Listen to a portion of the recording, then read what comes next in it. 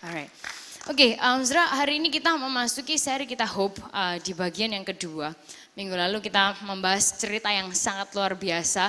Saya nggak tahu gimana dengan Anda, tapi saya sendiri secara pribadi waktu kami semua mempersiapkan materi ini, kita mempelajarinya, saya sangat-sangat diberkati dengan pesan minggu lalu yang disampaikan. Dan hari ini saya yakin ini juga akan memberkati setiap kehidupan kita. Nah, Bapak Ibu Saudara sekalian, dalam kehidupan kita semua pasti pernah punya cerita, saudara ya. Anda kalau mengingat-ingat cerita zaman dulu gitu Bapak Ibu Saudara sekalian ya. Mengingat-ingat cerita mungkin waktu Anda masih muda, atau mengingat cerita waktu Anda baru punya anak, atau ingat cerita waktu Anda masih sekolah dan lain sebagainya. Nah hari ini saya kebetulan kok ingat sebuah cerita, saya bagikan sama Anda lah saudara ya. Saya waktu SMA, Bapak Ibu Saudara sekalian, walaupun ya wajah saya sekarang ini kelihatan kayak anak SMA lumayan lah Bapak Ibu Saudara sekalian ya. Tapi ya sayang sekali saya udah bukan SMA. Waktu saya SMA sekitar ya 2 tahun lalu kurang lebih, kalau Anda percaya saudara ya. Waktu saya SMA, saya itu orangnya itu gimana ya, bukan tipikal anak yang rajin saudara. Saya ini bukan terlalu tipikal anak yang rajin. Jadi waktu di sekolah saya gampang bosen Bapak Ibu Saudara sekalian. Nah, karena waktu di sekolah saya gampang bosen, saya berusaha untuk bawa sesuatu yang tidak berhubungan dengan pelajaran yang akan bisa menghibur diri saya gitu, saudara. Nah, kebetulan waktu itu saya duduk, bukan kebetulan sih, saya atur sendiri, saudara. Tempat duduk saya itu agak di belakang, saudara. Nah, pokoknya kalau Anda membayangkan sebuah kelas, terus habis itu kelasnya ribut, kelasnya rame, terus ada sekelompok anak di sebelah belakang, pojok, terus suaranya keras. Nah, itu saya gitu, saudara ya. Mungkin itu bekal yang Tuhan tanamkan dalam diri saya gitu, suara saya keras supaya saya bisa terbiasa ngomong di sini, mungkin gitu ya. Nah, waktu itu saya duduknya udah di belakang, saudara. Pokoknya kalau di kelas itu ada sebuah suara yang keras, suaranya cewek lagi, itu pasti suara saya. Sampai suara gurunya tuh kalah, saudara. Ada satu guru, dia sampai stres banget kalau kena saya. Dia tuh udah posturnya agak-agak pendek, walaupun saya ini juga pendek, dia lebih pendek lagi dari saya, saudara. Dia posturnya agak-agak pendek, suaranya nggak kuat, saudara. Terus gak bisa ngomong R lagi dia. Jadi sering kali dia bilang, Elisheba suaranya. Dia gitu, saudara. Nah, waktu itu akhirnya saya bilang, Bu, suara saya biasa aja, Bu. Tapi gitu suara saya keras, saudara. Nah, akhirnya pokoknya saya sering bikin gaduh di kelas. Nah, satu hari pagi-pagi, saya masih ingat tuh hari Rabu, saudara. Jam pelajaran pertama itu jam pelajaran seni rupa. Wah, seni rupa kan kita tuh kayak jam kosong gitu loh, saudara, nyantai. Saya juga gambar juga nggak seberapa bisa gitu ya. Mungkin Anda mulai berpikir terus Elisheba bisanya apa gitu selain ngomong gitu, saudara. Nah, karena seni rupa saya jam pelajaran pertama udah bingung, udah bosen, setelah terus udah habis doa dari sentral dan segala macamnya, saya mulai keluarkan dari tas saya, saudara. Sekali lagi sesuatu yang nggak berhubungan dengan pelajaran, saya keluarkan dari tas saya sekotak twister, saudara. Twisternya tuh kotak yang segini makanan itu Bapak Ibu Saudara, snack.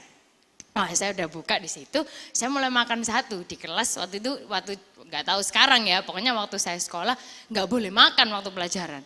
Nah, saya mulai makan satu twister saya, terus habis itu saya nawarin ke teman saya di kanan kiri kan, saudara, mau nggak.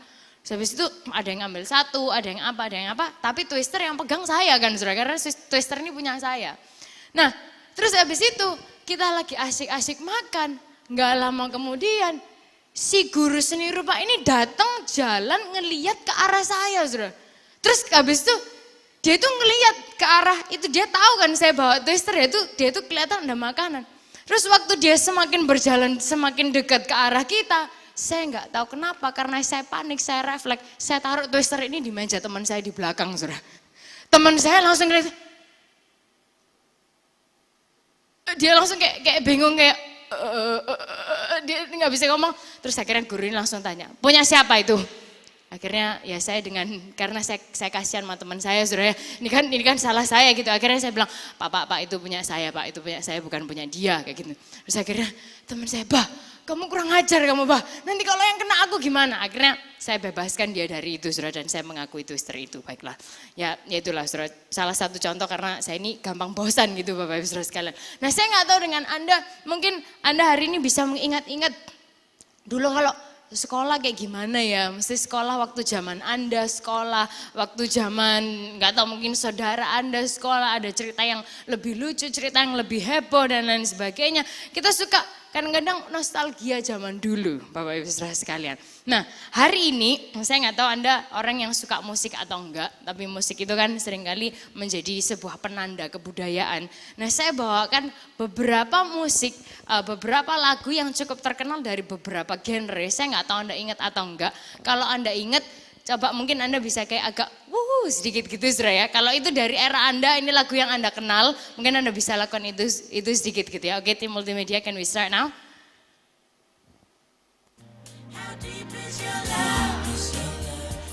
Ada yang ingat lagu ini Saudara?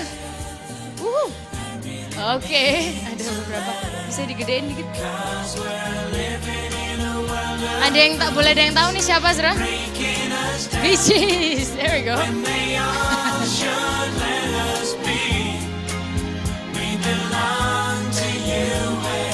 Anda mungkin ingat-ingat dulu dan sama pasangan Anda Saudara pakai lagu ini.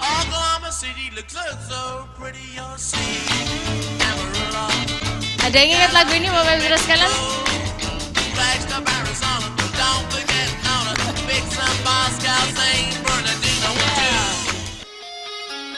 Oh ya, boleh yang kerasa, iya, nice.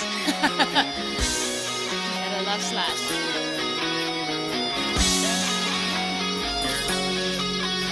Buat teman-teman yang masih muda kalau nggak tahu lagu ini rugi banget ya kalian semua.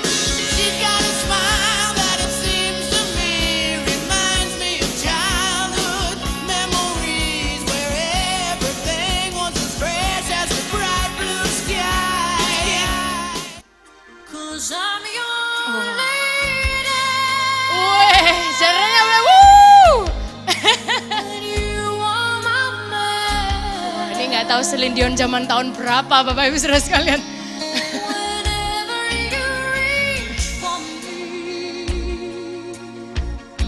Potongan rambutnya masih kayak Lady Diana dulu.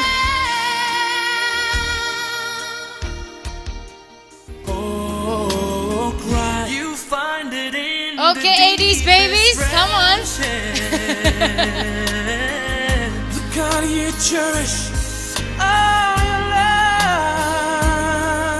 Saya ingat ini lagu waktu saya SD.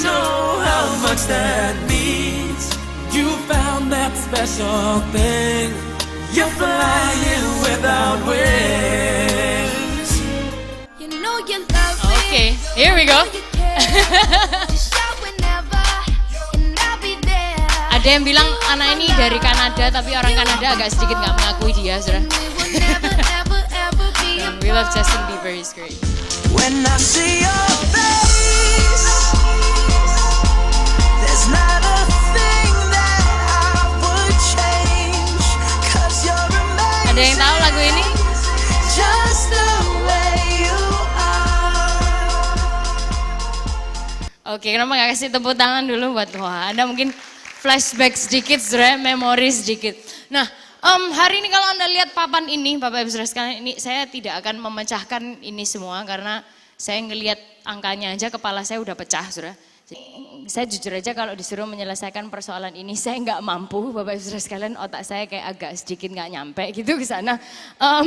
Oke, hari ini tapi di sekolah, anak-anak yang masih bersekolah semua diajar untuk mengingat angka, menghafalkan rumus, menghafalkan cara-cara matematika dan rumus matematika dan lain-lain sebagainya.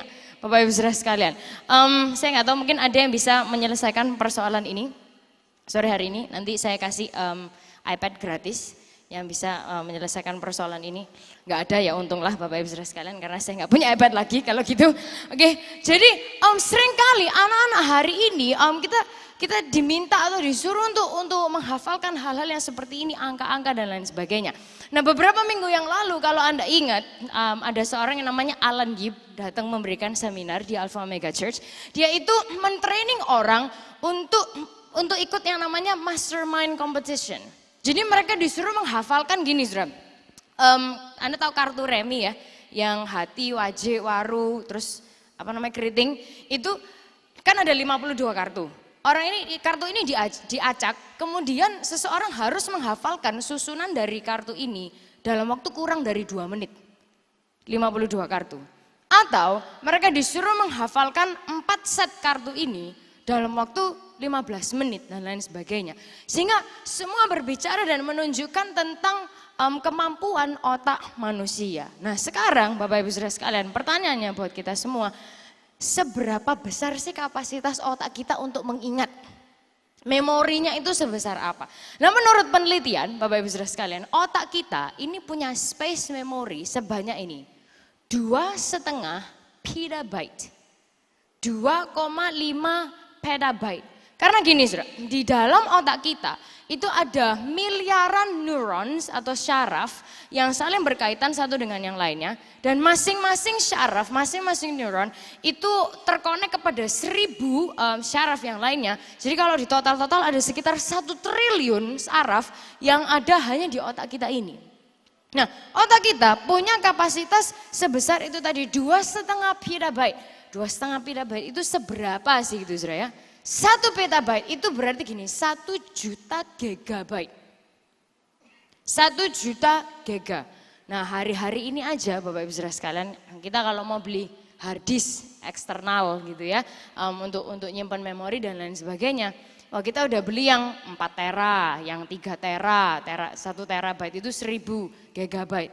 Itu aja udah kayak 1 juta, udah kayak 1,5 juta, 2 juta dan lain sebagainya. Bayangkan berapa mahalnya otak kita Bapak Ibu Saudara sekalian. 2,5 petabyte artinya 2,5 juta gigabyte. Atau 2.500 terabyte. Nah terus oke Elisabeth. Terus petabyte ini kira-kira itu sebesar apa sih gitu kan Bapak Ibu Saudara sekalian. Nah kira-kira 2,5 petabyte itu sama dengan Anda bisa cukup untuk merekam 3 juta jam TV show. Anda bisa ngerekam mungkin sinetron atau TV show atau apa gitu ya. Anda bisa rekam dalam durasi 3 juta jam. Atau lebih lagi bisa dilihat gini, yang artinya Anda biarin aja TV Anda nyala selama 300 tahun. Terus semuanya itu bisa di save. TV kita aja nggak sanggup sudah 300 tahun ya kan. Biarin aja nyala terus selama 5 hari ya. Banyak kalau nggak mulai rusak TV Anda, nanti pikselnya ada yang mati dan lain sebagainya ya kan. Tapi bayangkan 2,5 petabyte sudah ada sejak ribuan tahun yang lalu Bapak Ibu Saudara sekalian.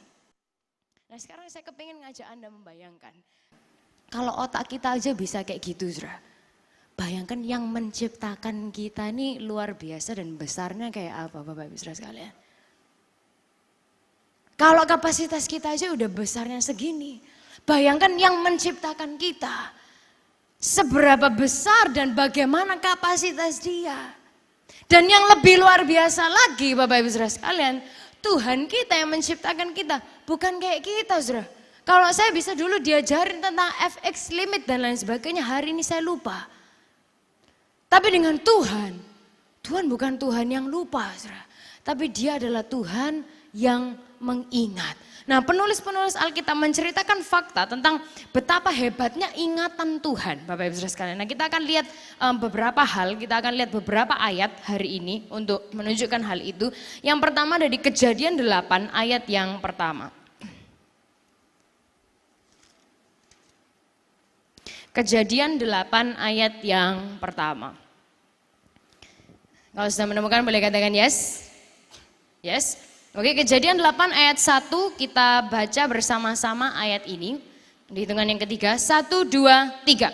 Maka Allah mengingat Nuh dan segala binatang liar dan segala ternak yang bersama-sama dengan dia dalam bahtera itu. Dan Allah membuat angin menghembus melalui bumi sehingga air itu turun. Nah Bapak Ibu Saudara sekalian, ayat itu bilang gini, maka Allah mengingat Nuh.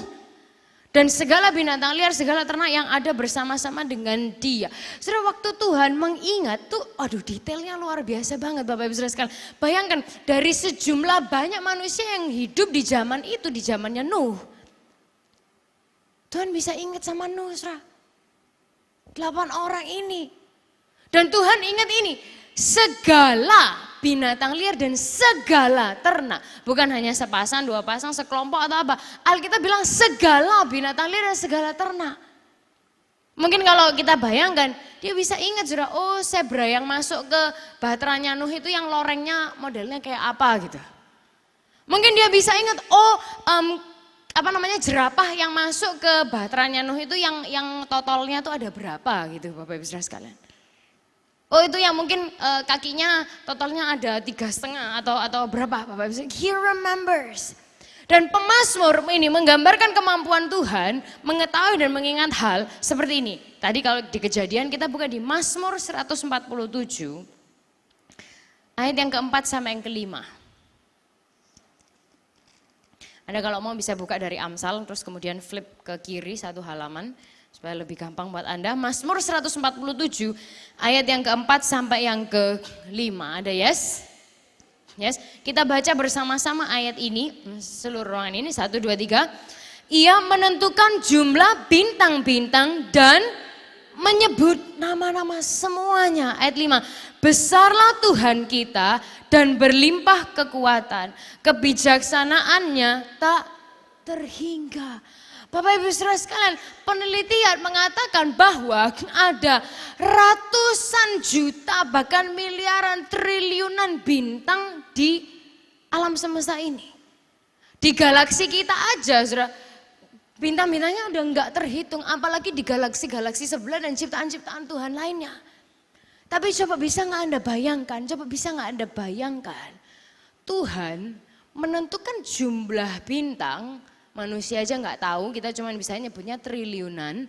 Tuhan tahu persis jumlahnya dan dia ingat dan dia tahu, dan ini ayat ini berkata menyebut nama-nama semuanya. Besar Tuhan kita, berlimpah kekuatan, kebijaksanaannya tidak terhingga. Maksudnya His understanding is beyond comprehension. Saudara, dia bisa sebut nama bintang satu-satu padahal ada triliunan. Bayangkan Anda punya anak gitu saudara ya, kadang-kadang aja manggil nama anaknya bisa ketukar, benar gak Bapak Ibu saudara sekalian? Pastor Elia kadang Josh, Colin, no, Colin, Josh, no, Josh, Colin, Josh, anaknya 2 padahal saudara. Nah cerita yang lucu tadi pagi saya barusan ingat nih saudara.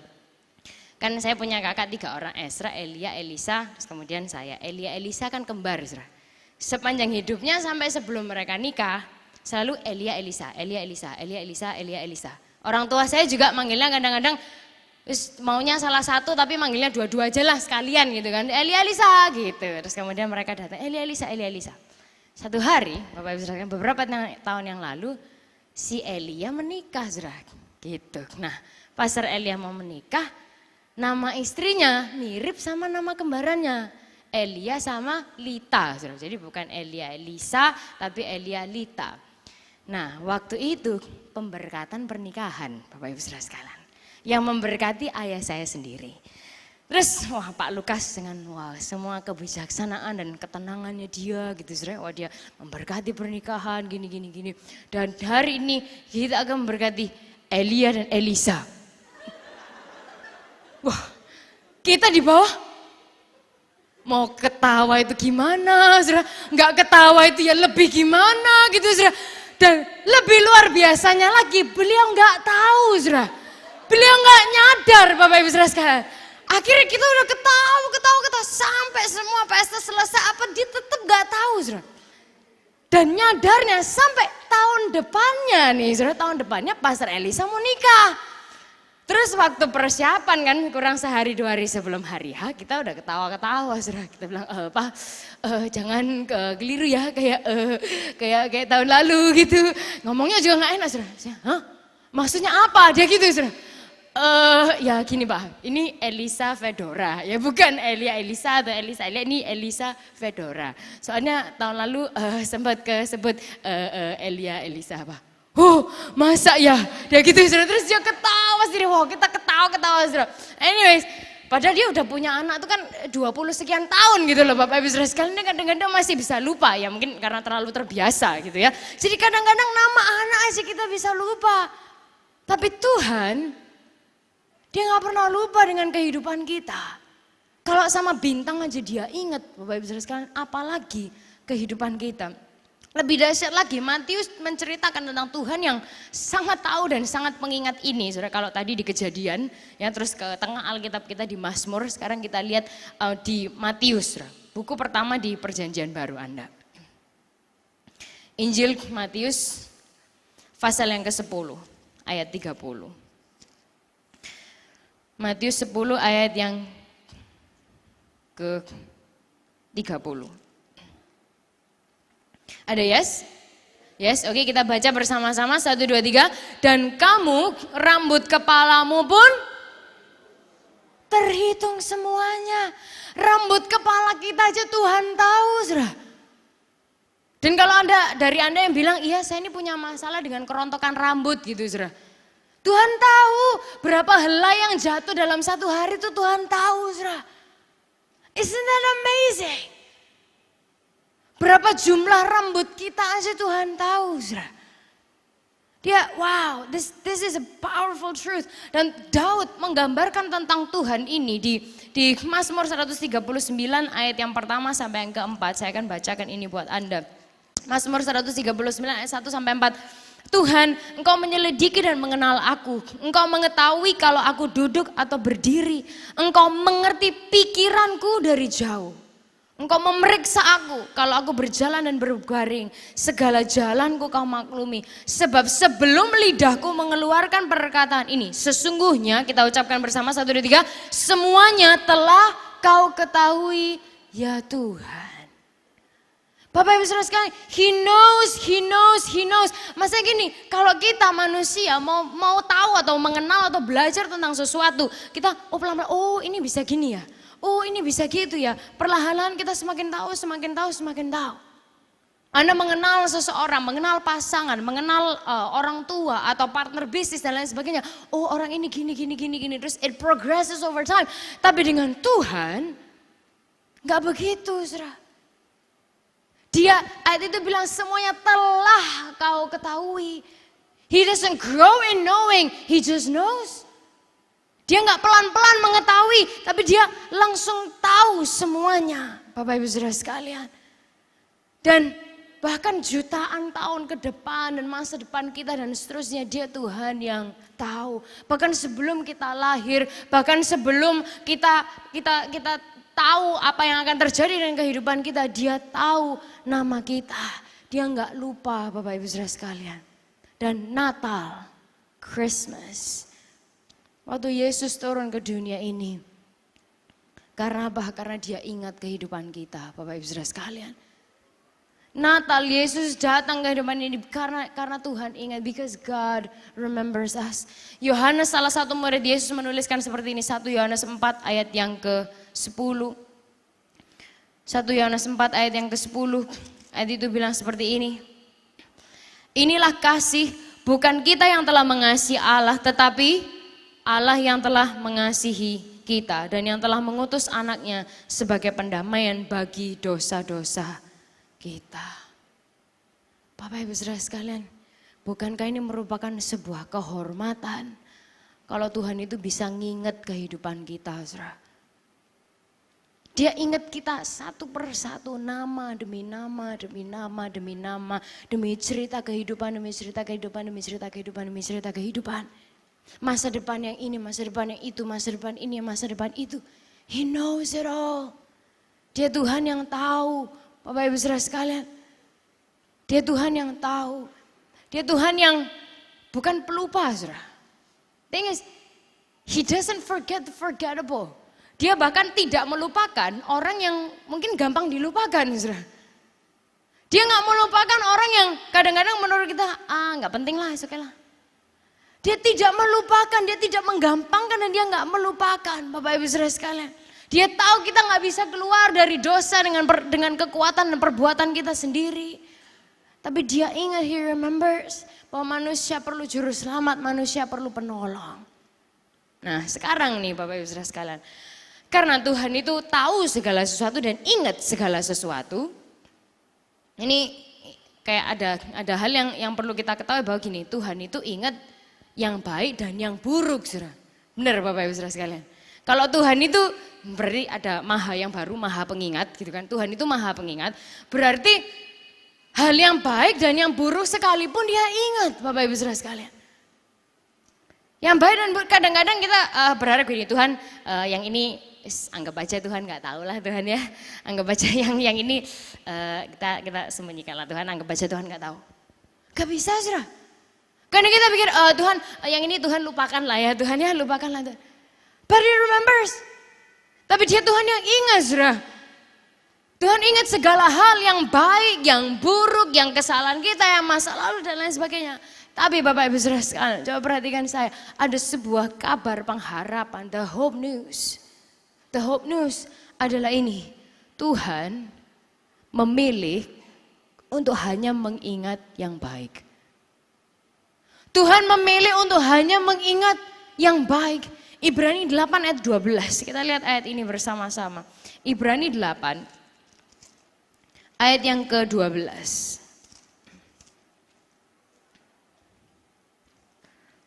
Ibrani 8 ayat 12. Kalau sudah menemukan boleh katakan yes. Yes, kita ucapkan bersama-sama 1, 2, 3. Sebab aku akan menaruh belas kasihan terhadap kesalahan mereka dan tidak lagi mengingat dosa-dosa mereka. Bapak Ibu Saudara sekalian, ini karena Tuhan memilih Saudara. Aku akan menaruh belas kasihan dan ini memilih untuk tidak lagi mengingat dosa-dosa mereka. Bapak Ibu Saudara sekalian, Tuhan bukan lupa Saudara. Tuhan bukan, atau bahasa Jawa atau Surabaya sehari-hari kita bilangnya gini, kelalen bekno Tuhan. Tuhan gak kelalen Saudara. Tuhan gak bisa lali Saudara. Tuhan gak bisa lupa. Tapi dia memilih untuk tidak mengingat dosa-dosa kita. Seringkali kita yang ingat dosa orang lain. Atau kita yang ingat dosa kita sendiri. Tapi Tuhan bilang, no. Aku tidak lagi mengingat dosa-dosa mereka. Nah Ibrani 6 ayat 10 secara sepintas ayat itu bilang sebab Tuhan bukan tidak adil sehingga ia lupa akan pekerjaanmu. Bapak Ibu Saudara sekalian, Tuhan memilih untuk tidak mengingat dosa kita lagi. Tuhan memilih untuk tidak mengingat kesalahan kita lagi. Tuhan bukan lupa karena dia nggak mampu mengingat karena kapasitas, oh ini sudah kepenuhan. Aku ngurusin 8 miliar penduduk dunia yang lain, sudahlah buat kamu yang hal ini satu ini aku lupa. No, Tuhan nggak melakukan hal itu Bapak Ibu Saudara sekalian. Tapi kenapa dia melakukan hal ini? Karena dia mengasihi Anda dan saya. Karena dia ingin memberikan kita pengharapan. Bahwa ini here's the good news, here's the hope news. Ini loh kabar pengharapan bahwa aku memilih untuk tidak lagi mengingat kesalahan-kesalahanmu yang dulu. Nah Bapak Ibu Saudara sekalian, di musim Natal ini, this Christmas season, kita memiliki pengharapan yang indah. Karena apa? Karena 3 hal simple yang akan saya bahas kepada Anda. Dan saya harap ini menguatkan kehidupan Anda. Because God remember, karena Tuhan ingat, saya menemukan rasa aman di dalam Dia. Coba kita ucapkan kalimat ini bersama-sama, Saudara. Tapi kenapa nggak gini? Coba kita letakkan satu tangan kita di dada kita. Oke, kita kasih tahu diri kita, Saudara ya. Oke, coba kita ucapkan kalimat ini, katakan gini. Karena Tuhan ingat. Sekali lagi kayak agak sedikit lebih yakin, Saudara ya. Oke, yang di atas, di bawah semuanya 1, 2, 3. Karena Tuhan ingat. Saya mempunyai rasa aman di dalam Dia. Sekali lagi kayak kita kasih tahu diri kita Saudara ya. Karena Tuhan ingat, saya memiliki rasa aman di dalam Dia. Sehingga gini Saudara, dalam kehidupan kita, kadang kalau kita mau keluar dari rumah, ya apalagi di rumah nggak ada orang, Bapak Ibu Saudara sekalian. Semua kita kunci, bener ya Saudara ya. Pintu kita kunci, laci-laci semua kita kunci. Kita pastikan kamar udah dikunci, pintu depan udah dikunci, pagar depan udah digembok, semuanya udah kita kunci. Kalaupun kadang-kadang misalnya ada orang yang di rumah, ada pembantu rumah tangga Anda di rumah. Anda laci-laci yang penting apa segala Anda kunci. Karena apa? Karena rasa aman. Tapi Bapak Ibu Saudara sekalian, tentang Yesus ini, kebenarannya adalah Dia bahkan gak lupa akan kehidupan kita, Saudara. Waktu orang di sekitar kita mungkin melupakan kita atau kita yang merasa, oh gak ada yang ingat sama aku lagi lah. He doesn't forget about you. Dan pada kenyataannya dia tidak bisa melupakan kita, dia gak bisa gak ingat tentang kita, dia gak bisa, Saudara. Dan alasan dia datang ke dunia ini dalam wujud seorang bayi. Karena dia mengingat setiap kehidupan kita. Dia gak lupa akan masa depan kita. Karena gini, Matius 1 ayat yang ke-23. Waktu kelahiran Yesus sedang dinubuatkan, Anda bisa mengikuti dari layar ini. Ayat itu bilang gini, sebab sesungguhnya anak darah itu akan mengandung dan melahirkan seorang anak laki-laki.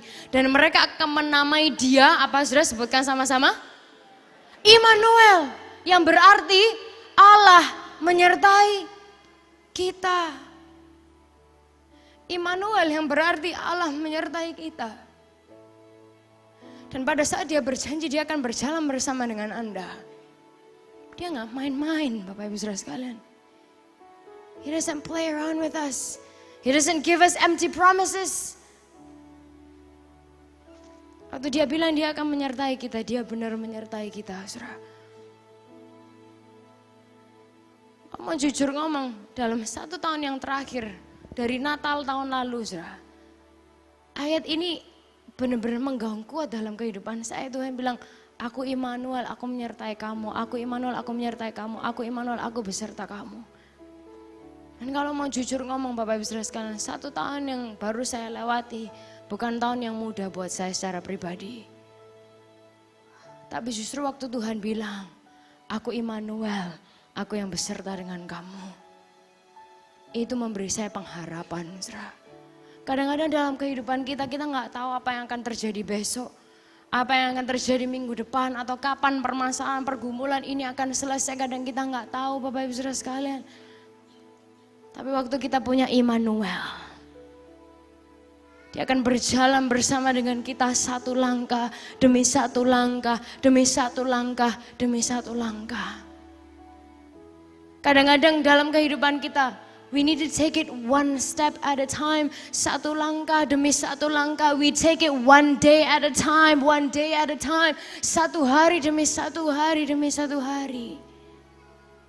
Tapi justru di situ kita ngelihat, sungguh kita punya Tuhan Immanuel yang tidak pernah meninggalkan kita. Karena Tuhan mengingat kita punya rasa aman di dalam Tuhan. Yang kedua, karena Tuhan mengingat kita menemukan anugerah di dalam Dia. Kita ucapkan bersama-sama sekali lagi, Saudara, dengan tangan kita taruh di dada kita, seluruh ruangan ini, atas, bawah, kiri, kanan, depan, belakang. Kita ucapkan 1, 2, 3, karena Tuhan mengingat, saya menemukan anugerah di dalam Dia. Sekali lagi, Saudara, biar kita kasih tahu diri kita, karena Tuhan mengingat, saya menemukan anugerah di dalam Dia. Bapak Ibu Saudara sekalian, Tuhan memilih untuk tidak mengingat kelemahan kita. Banyak agama ajar, oh kamu harus melakukan ini, nanti Tuhan akan berkati kamu. Kamu harus melakukan ini, nanti Tuhan akan lakukan sesuatu buat kamu. Tuhan harus lakukan ini, nanti Tuhan gini, nanti Tuhan. Oh kalau kamu gak melakukan, nanti Tuhan akan, dan seterusnya dan seterusnya. Tapi Bapak Ibu Saudara sekalian, this beautiful, beautiful truth, kebenaran yang sangat indah dan luar biasa ini, minggu lalu kita lihat, Saudara. Saat kita kira kita yang cari Tuhan, ternyata Tuhan yang cari kita, Saudara. Saat kita kira kita yang cari Tuhan, ternyata Tuhan yang cari kita. Minggu lalu, lewat cerita minggu lalu, dia akan datang ke sumur manapun Anda berada. Dia akan ditur dari jalannya to come to where we're at. Dan Bapak Ibu Saudara sekalian, ada satu hal yang selalu saya katakan. Tuhan itu Tuhan yang luar biasa, dia Tuhan yang besar, dia Tuhan yang bikin mujizat dan indah. Itu He's our great God, He's very powerful. Cuma ada satu hal yang Tuhan gak bisa lakukan, Saudara. Satu hal ini, Saudara, Tuhan tidak pernah bisa lakukan. Dan dia selalu gagal melakukan yang satu ini, Saudara. Satu hal yang Tuhan gak pernah bisa lakukan. Dia tidak pernah bisa berhenti mengasihi Anda dan saya. Never. Dia selalu gagal, Saudara, kalau mau berhenti, gak akan bisa. Dia tidak pernah bisa berhenti mengasihi Anda dan saya. Dan kasihnya sempurna buat kita. Dan anugerah yang luar biasa, Saudara, kalau Yesus itu datang buat kita. Dan saya yakin Bapak Ibu Saudara sekalian, kalau hanya ada satu orang yang berdosa di dunia ini, namanya Elisha Basutopo. Yesus akan tetap datang buat saya. Kalau hanya ada satu orang di dunia ini yang berdosa, yaitu Anda. Dia akan tetap datang buat Anda. Just because He loves us so much. Karena Dia sangat mengasihi kehidupan kita. Yang terakhir, karena Tuhan mengingat, kita bisa menemukan pengharapan di dalam Dia. Sekali lagi Bapak Ibu Saudara sekalian, kita letakkan tangan kita di dada. Kita kasih tahu diri kita, ucapkan karena Tuhan mengingat, saya menemukan pengharapan di dalam Dia.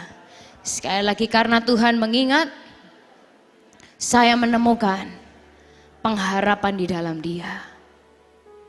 Bapak Ibu Saudara sekalian, kehidupan kita seringkali nggak pasti. Kita menghadapi masalah, tantangan, maybe it's a heavy season for you. Mungkin ini sebuah musim yang berat buat Anda. Tapi saudara, mungkin saya nggak bisa kasih formula sama Anda 1, 2, 3, 4, 5 step yang harus Anda jalani. Tapi saat Anda menjalani kehidupan ini ada satu hal yang pasti.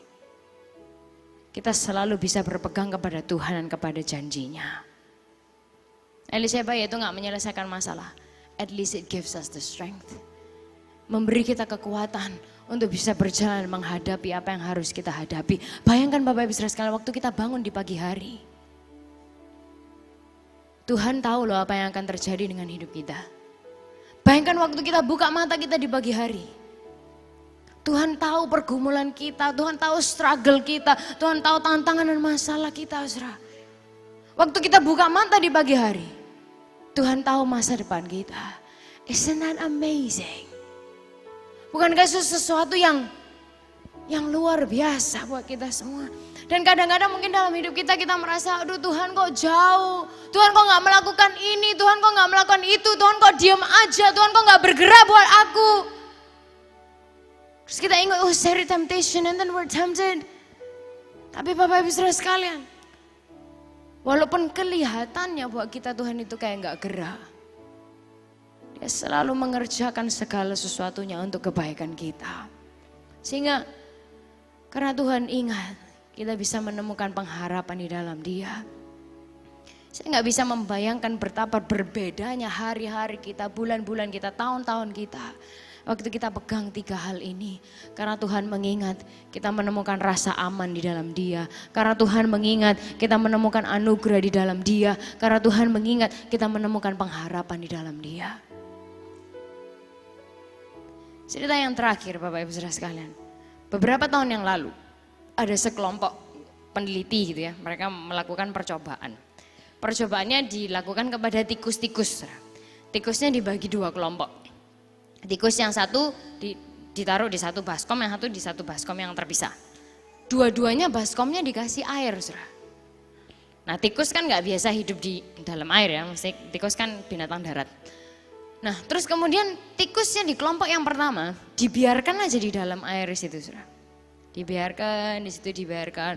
Oh, mereka berenang. Lama-lama karena ini bukan alamnya, ini bukan tempat hidup mereka. Lama dalam beberapa jam aja nggak lama, mereka mati, saudara. Oke, yang ini sudah mati. Kemudian kelompok tikus yang kedua nih, Bapak Ibu Saudara sekalian. Tikus ini berenang di dalam air. Tapi terus yang dilakukan oleh para peneliti ini apa yang mereka lakukan? Berapa menit diangkat, saudara. Terus dibiarkan kayak kering gitu ya, nggak di dalam air. Beberapa waktu nanti dimasukkan lagi. Mereka renang, bingung, mereka mencicit. Terus diangkat lagi, saudara. Terus dimasukkan lagi. Renang lagi. Nanti berapa waktu diangkat lagi. Hasilnya Bapak Ibu Saudara sekalian, tikus-tikus yang diangkat celup ini Bapak Ibu Saudara sekalian, mereka hidup 24 jam lebih lama. Kok bisa? Oh ya Eliseba kan soalnya kan dia dikasih istirahat dulu kan, soalnya kan diangkat gini ya istirahat sebentar dia bisa napas gini. Bukan saudara, karena ternyata secara mungkin psikologi tikus gitu saudara ya, mereka punya pengharapan bahwa gini, kalau mereka semakin renang, semakin keras dan mereka mencicit, nanti akan ada, nggak tahu seseorang atau siapa yang bisa ngangkat mereka. Dan at least mereka bisa napas bentar.